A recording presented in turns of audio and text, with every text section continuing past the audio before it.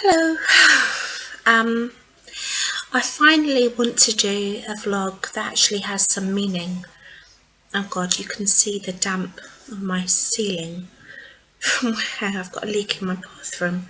Um, yeah, I want to do a vlog on my illness. I have schizoaffective disorder. I was diagnosed many, many years ago. I think I was about 25, 26 when I was diagnosed. I'm now 38. So I've been living with this for quite a long time, so I know a fair bit about it and a fair bit about mental health. If you speak to the people that are on my care team, they'll say, she's doing really well, she's doing really great. But if you speak to my family or friends, they'll always feel that I'm not doing that great, that there's a lot more I could be doing, because they know my potential from before I became ill. And I don't always let them see me when I'm at my most ill. I kind of shut away and hide away, and they don't necessarily know. So when they see me, it's when I'm on a good day and I'm chatty and I've had too much to drink and I'm having fun, being around my family, which always makes me feel better when I spend time around them. But I don't spend enough time around them. I tend to isolate myself quite a lot. So I wasn't sure whether what I would say would be accurate or enough. I've written a list of things that I want to talk about to do with schizoaffective disorder. I'm not going to go really deep and pull up things from the web. And, if you want to look into it, you can, but this is my perspective.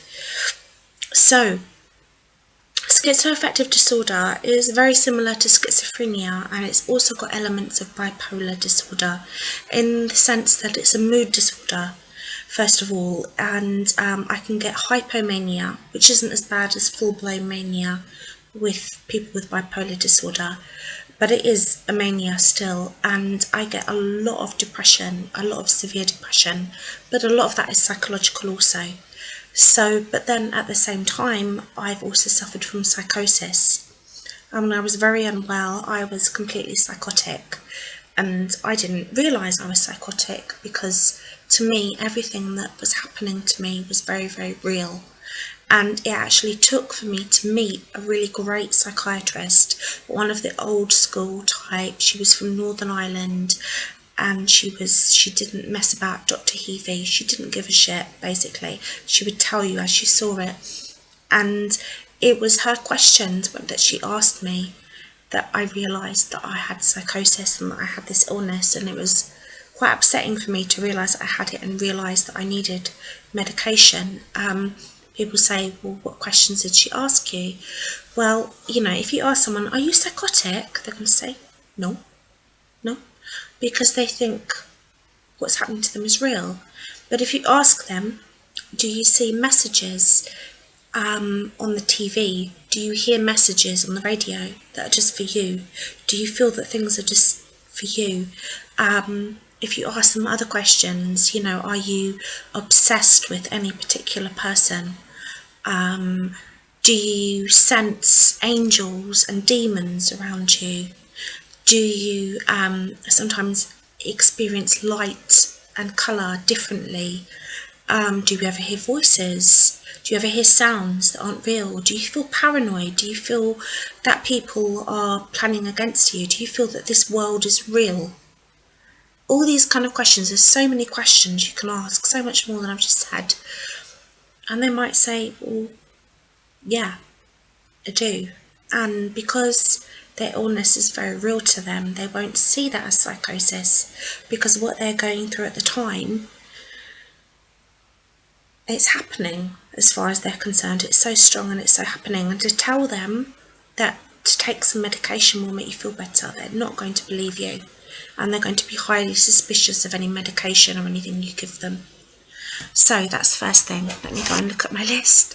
I don't know what to say. Yeah, I've said that it's schizoaffective disorder, it's a mood disorder and psychosis. The treatment is the same as for schizophrenia. If I had bipolar disorder, there would be more of a mood disorder, and mania would present more of an issue. So I would be giving something to level my mood out, but the actual medication I'm on, one of them is quetiapine, and that levels out your mood and also helps with psychosis. So it's the same thing you would give to someone with schizophrenia. It's not the same thing that you would give to someone necessarily with bipolar disorder, because they might need that and possibly lithium. And also I take antidepressants because my mood gets very, very low. Psychosis, hearing voices, people who don't know me and people who are working with me, professionals, they'll always say, well, how are your voices? How are your voices? And I just say to them, I don't hear voices. I have heard things. I have heard voices that are like at a distance, like I can barely hear what they're saying, but I know what they're talking about me. When I've been very, very unwell. And it's almost like I've sat in my front room and travelled out to the garden to see if I could hear it clearer, and then come back into the front room to see if I could hear it clearer and try and hear what they're saying. But actually it was in my head. It wasn't real and there was no one talking. So I have heard that, but I kind of feel, and you can think what you want of it, that I made a prayer years ago to God, and I said, God, if what I'm being affected with, let me never see anything and let me never hear anything, because that will freak me out. And I feel my prayer was answered because I don't get voices, thank God, because they are torture, and you'll have to speak to someone else about that, because I don't know how they cope and I don't know how they live and I don't know how they get through life with these voices. But there you go. Jinn and spirits. We're Muslims and some of us are Christians. And there's always the I need a cigarette. There's always the thing of, oh my God, is it jinn? Is she possessed? Is she being affected by jinn? Hold on 1 second.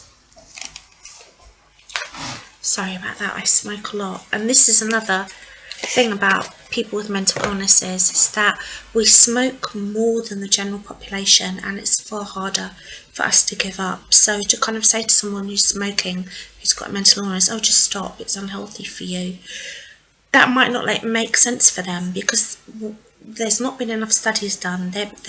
It may be, as a psychiatrist said to me, that it helps something in your brain, or it may just be that it's so hard for us to give up because we're emotionally all over the place anyway, that it doesn't make sense to give up until we're really quite well and stable, if you see what I mean. So there haven't been enough studies done, they don't know that. But out of all the people who smoke when they're mentally ill, and most mentally ill people do smoke, is that the people with schizophrenia, we smoke the most, and they don't know why. They don't know why. So it's very hard for me to give up, even though I know it's completely un-Islamic. And also I drink alcohol, and that's partly just because I'm an Irish girl, but also because it really calms me down a lot, as long as I don't drink too much. But whatever, won't talk about that, eh? So what was I saying? I don't know. Yeah, jinn and spirits. Well, do you know what? I mean, maybe it's not black and white. Maybe it is a case of there are so I'm taking these off because the light's reflecting on my eyes and I don't think you can see my face properly. Maybe it's a case of, maybe I am more sensitive to anything that's found me, because I've often felt that I can sense when there are angels in the room, and I can sense when there are devils in the room, and I've often felt that I'm being attacked by devils, or that someone has put a magical spell on me. My problem is that I'll become convinced that it's a certain person or something particular is happening to me, and I blame a lot of it on my best friend Venetia. And she's Christian now, and I believe her, and she hasn't done anything to me, but I think because I'm so close to her, and because she can take my shit, basically, and she's taken a lot of shit from me over the years when I've been out of my mind, I think that's why I put it on her, because there is that fear of becoming close to people, because when you are mentally ill, like the people who see it as a psychological disease, they will say that there is a problem with your sense of self, you know, your inner core, your inner sense of self, that hasn't developed for whatever reason. So it feels fragile, and I do often feel like that. I do often feel like the world is falling apart around me, and I'm falling apart, and I feel like I'm dissolving. Like if you put sugar in tea, I feel like I'm dissolving. Or to stay with the tea analogy, I feel like if you're taking a beautiful like ceramic blue and white teapot and you smash it on the floor good few times and then you glue it all back together again, you're never ever going to be able to put hot water in, you know, deep intense emotions. You're never going to do that again. But you might be able to put it on the shelf and everyone can say, oh yeah, I remember that teapot, that's a great teapot, and everyone's comforted because the teapot's around. But the teapot can never truly serve its function. And I do feel that my inner core, my inner sense of self is damaged in some way. And I really don't know why, because I had a great mother. I honestly did, and she was very loving, and she was just a great mother. So she might have had her faults, but she was a great mother. So far as like gin and spirits, back to that again. You know, I have been affected in my religion in that sometimes when I pray and stuff, it makes me quite unwell. But I think a lot of that is because the type of people that I was involved with when I became a Muslim, they were very extreme, and it wasn't what I needed at all, and it was not good. I was under a lot of pressure, and it became, oh, you put this down there and you do this and you're going to hell, you're going to hell, you're going to hell. And that's not actually what Islam is supposed to be about. So although I would say that I follow the Salafi manhaj, I certainly don't follow the Salafis anymore, because for me that is very damaging and painful and has a lot of traumatic memories. And then we get on to post-traumatic stress disorder, which I've been diagnosed with for a few things. I don't have it just for one, I have it for a few, because I'm that fucking mad. Yeah. So what else have I written here? Medication. Yeah. And this links into gin, spirits, and now I've got cigarette smoke in my eyes. My medication works, and it took for me to be on different medications and try out different things and different side effects for it to actually have an effect. And it took a really long time for my medication to have an effect on me, because I was absolutely convinced that what I was going through was real. So I was fighting it, I was battling it in my mind. But the thing is, my tablets have not been dipped in holy water. No, they're not spiritual, and they work. They stop so much stuff, and they level me out in a way that things can't. So I know that this is to do with my brain. I absolutely know that. It might not all be to do with my brain. I mean, again, back to the whole spiritual thing. Maybe the person can be mentally ill and also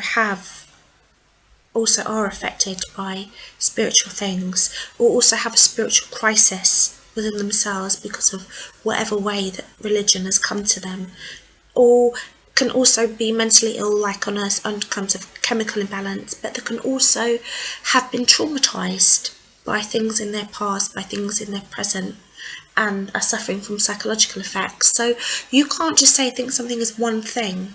And if you speak to a really good psychologist, any good psychologist, they will tell you that, mental illness is not just down to the one thing, and dealing with complex issues, it's not just down to the one thing. It's a lot of different factors that play in. Okay, so let's take sorry. Other issues: borderline personality disorder, past trauma, post-traumatic stress disorder, my mum, and flashbacks. One of the first things that I have post-traumatic stress disorder over, but there are other things as well. And actually I've been told by a really good psychologist that my psychosis itself caused me post-traumatic stress disorder because it was so awful for me at the time. But my mum died when I was 12, and my sister was a couple of years older than me. my sister basically had to take charge of everything because my dad fell apart and it was a house fire. And I have flashbacks to that time. If somebody screams when they're around me, like when you get on the bus and those bloody annoying kids start screaming, ah! It's always girls, isn't it? And I will suddenly go really, really hot, like I'm in a fire, and I will smell smoke. I will smell the smells that I smelled that night, and suddenly go into shock, and it all comes back for me. And I know my dad has the same thing. So that's like all those years ago, and I still get that.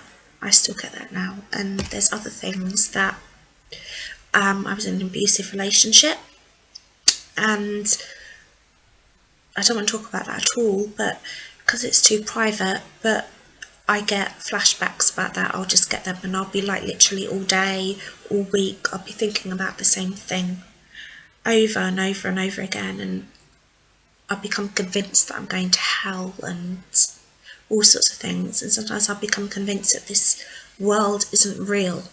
It's not real, and I'm convinced I'm already dead, but no one wants to tell me that I'm dead. And why won't they tell me that I'm dead? And nothing's real, and it's absolutely, I can't express it to you properly. I don't really want to, really, because I don't want to go there. But when it happens, it's absolutely terrifying.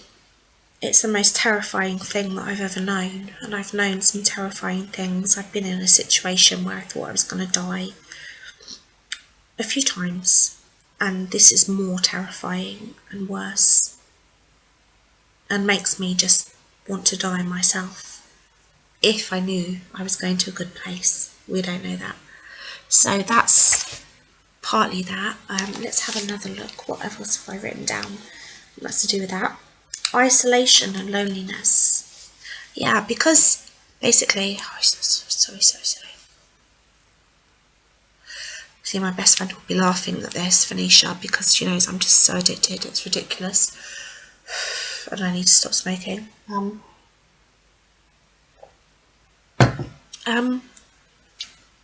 Yeah. You feel isolated when you're mentally ill because, first of all, most people don't understand what you're going through. Even if they try and they care, they can't understand. And what you'll find is most of your family, it hurts them that you have this illness, and they don't want to go there with you because they're trying their best to keep it together. Maybe they come from the same damaged family as you, and they're trying their damn fucking best to keep it together themselves. To keep it together, for instance, with my sister, for my children. If my children hadn't had my sister around, my children would have just gone mad, basically, because I couldn't be there for them at many times. And my sister always was. She was always the reliable one. But she comes from the same home as me, and, you know, she's had to suffer my mother's death and everything, and she does it anyway, and it's just fucking amazing, really, how strong she is. So, you know, whatever good happens in her life, may Allah bless her in that. Basically, my children adore her. They absolutely adore her, and they depend upon her. And my little brother as well, he's hugely creative. He didn't have to suffer the loss of my mum so much because he was too young, but he's incredibly creative and he's doing really, really great. It's basically me that's the fuck up, but we'll talk about that. So there is a sense of isolation because if you're not going to work, you're not going to college, you're not doing anything positive with your life, you're not meeting people, you're not meeting the right people. When you do meet people, if you're mentally ill, you can't entirely connect with them. Even people who are really close to you, who know everything about you, they don't entirely get it until they go through some kind of mental health issue themselves, and then they're like, okay, now I understand what you're talking about all those years, and now I get it. Okay, now, you know, and that's their depression or anxiety issues, and they'll be like, okay, this is really hard, really hard. So I spend a lot of time alone, and that's really unhealthy. I mean, there are places and things I could do. Oh, let's fix the hair. Sorry, had it cut today. And there are things I could do and places I could go, and at the moment I'm not really making enough effort to do that, and partly that's because I'm just like having a glass of wine, having a cigarette and pretending it's all fine, and that's not the right way to deal with it. I need to be tackling it. So, tactile hallucinations and seeing spiders. Yeah, so some of the psychosis, some of the things I've had is that I've had tactile hallucinations. Tactile hallucinations are when you feel that something is touching you, or crawling on you, or biting you, pulling your hair. And I get them a lot. And people who have alcohol addictions, when they're withdrawing from alcohol, they will get this. But with me, it's not because I'm withdrawing from alcohol. It's part of my illness. And I've read things online and stuff that are like, oh, it's the spirits trying to contact you, you know, because you feel like a cobweb's come over your face, or I feel like someone's just gently pulling my hair, or touching me really lightly. And it'll be just as I'm falling off to sleep, which proves to me that it's nothing to do with alcohol. Just as I'm falling off to sleep, it will be like a crawling up my legs, or touching, or pulling my hair, or like a cobweb settling on my face. And I'll wake up and I'll panic, and then I'll try to go to sleep, and it's the same thing. And it can go on and on and on for hours, into the early hours of the morning, to the point I just think, fuck it, I can't be bothered to sleep anymore. When I don't pray, when I don't say my prayers and my idle kursi and my kuhula hula, all the rest of it, my nightmares are ridiculous. They're evil. So that's why I think there is some kind of spiritual thing going on there. And I will have terrible nightmares and wake up in a complete panic. I can't sleep with the light off. It makes my nightmares so much worse. I have nightmares every single night. Every single night. I wake up all through the night, every single night. I wonder, I look so tired and I've got such bags under my eyes. But yeah, that's just normal for me. So for me to wake up in a good mood, or to have a reasonably peaceful dream, is a miracle. And I'm like, wow, great, this is a great day. You know, because most nights it's not like that. And that's every night, yeah. So, when I was very unwell, and I've written Tash advice, lol, my sister's advice, lol. Okay, I need another cigarette. I'm sorry about this. This must be boring for you, but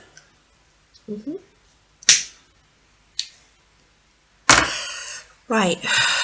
When I first became very unwell, I was very unwell indeed, and I didn't realise it was an illness. I really didn't. I thought it was all real, everything that was happening to me.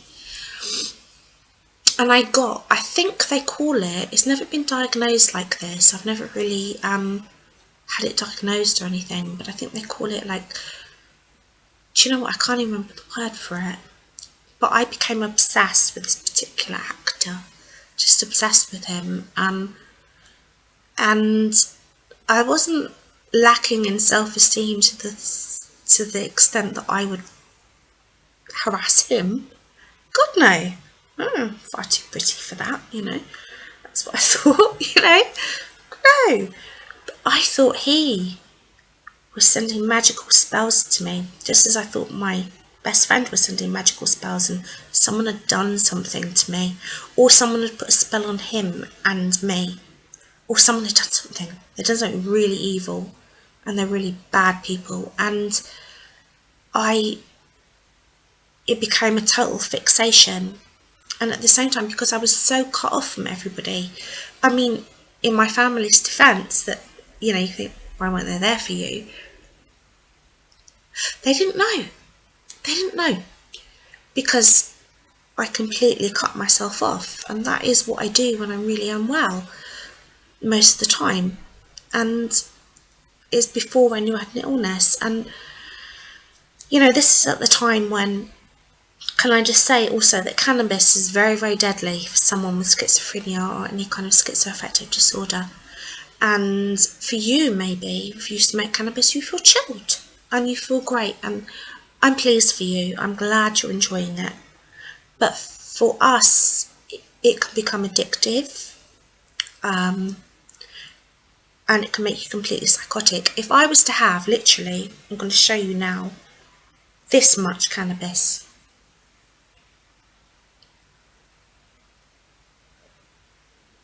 that much, okay, for the next 4 hours, I'd be crawling on the floor, I'd be crying my eyes out, I'd be begging God above to make it stop. Please God, make it stop. Please God, make it stop. Please God, make it stop.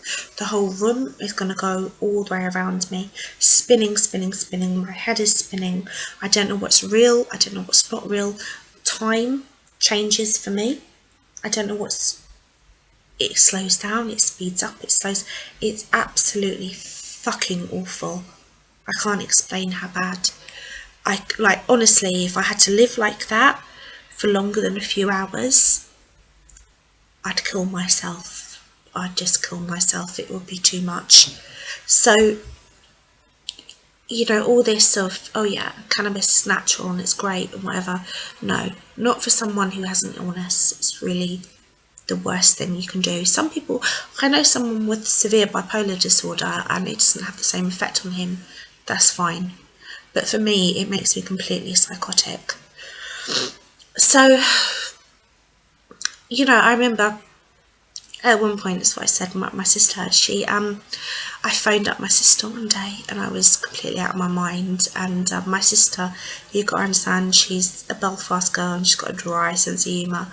And I'm like, Tasha, you know, I think that this actor is following me, and he was behind me on the train and he was sitting behind me and he followed me all the way home and I didn't know what to do. And she was like, right, okay. She says, well, everyone wants to feel wanted, you know, and that just that's my sister for you. That's the sense of humour. So basically, yeah, everyone wants to feel wanted, and she picked up on that. That's obviously what I wanted to feel. So I have been completely out of my mind and crazy before, and I'm not like that. And a lot of the reason I'm not like that is because I take my medication. I go to my appointments. I do what they tell me to do. I take their advice. I've had a little bit of therapy, and you know, it's really helped. It's not everything. It's not, I'm not totally there yet, but it's really helped. So, okay. What else have I written on my list? Let me see. Yeah, walking down the road with no shoes on. That was a day and a half. I was at my friend's house. She was living, my best friend, and she was living in Greenwich at the time with a couple of guys she was living with, and they were really nice people. And I had literally one puff, as I showed you, of cannabis. I just wanted to taste it because, you know, I just wanted to. Everyone else was smoking. I thought, why not me?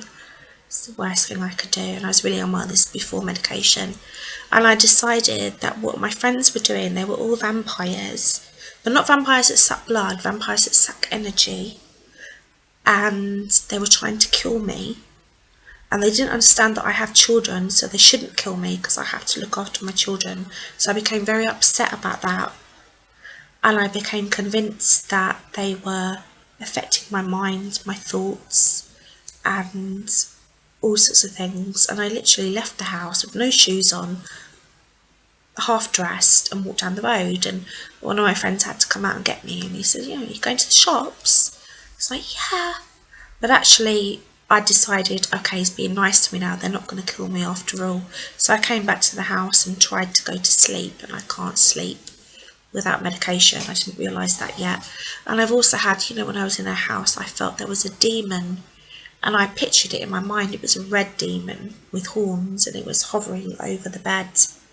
And she was just like, she had loads of people staying over in her house that night, and it was totally freaking me out. So it really affected me because my friends were going out to clubs and they were having fun and they were going places and doing things and having boyfriends and whatever. And I was just too unwell. And they didn't realise. They realise now that they're women, and especially now my friend has children, they realise now and they feel guilty, you know, they look back and think, oh God, I could have done so much more for you. But at the time they were young and no one understood just how unwell and how fragile and how vulnerable I was. So,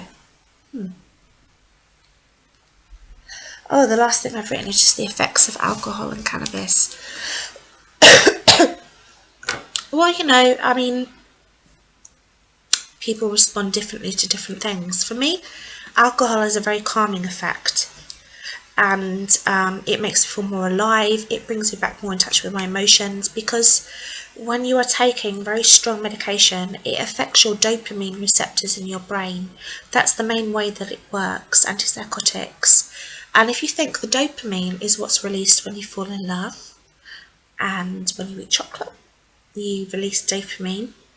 And when you are mentally ill, like psychosis, your dopamine receptors are just going woo like that. So the medication shuts it down a bit. But the other side of that is that it has a deadening effect on your emotions. And this is something that they will say is a sign to do with schizoaffective disorder. The person's emotions can seem deadened. I personally think that that's because we're holding back so much and we are deliberately deadening it. But when it takes away my creativity, it takes away my spark. You know, my friend for years, before I was able to really communicate with her